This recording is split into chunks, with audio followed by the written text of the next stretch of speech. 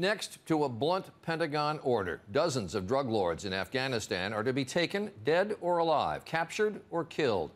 A Senate report provides details of a U.S. military plan that targets powerful narcotics traffickers whose drug money is helping to finance the Taliban.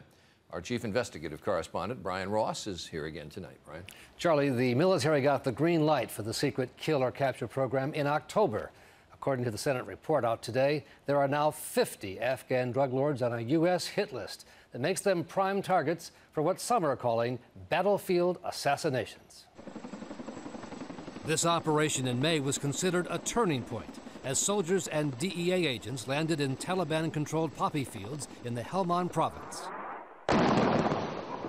What followed was a three-day pitched battle against a powerful drug lord who provided money and fighters to the Taliban. He and 60 of his men were killed.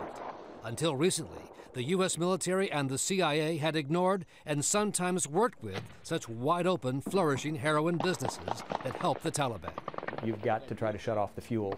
It's all really based on drug money. We've shut off all the other primary funds. So now any drug trafficker tied to the Taliban is in the crosshairs of the U.S. military. The report by the Senate Foreign Relations Committee says the military does not authorize targeted assassinations away from the battlefield, but there are no other restrictions. And with most of the country considered part of the battlefield, especially in the poppy-growing areas, the U.S. military has already killed or captured several on the hit list. What we realized clearly is that we weren't going to get out of Afghanistan until our military became more actively and more aggressively engaged.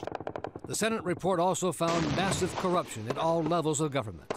In the operation in May, soldiers discovered and destroyed tons of opium they say belonged to the drug lord they killed. He was described as a former police chief with close ties to the family of the Afghan President Karzai. U.S. officials have long considered President Karzai's brother to be corrupt, something he has denied. But the Senate report found there was no evidence that could be used in court against him, and that other evidence gathered by intelligence agencies was too sensitive to be made public because it would expose secret sources and methods.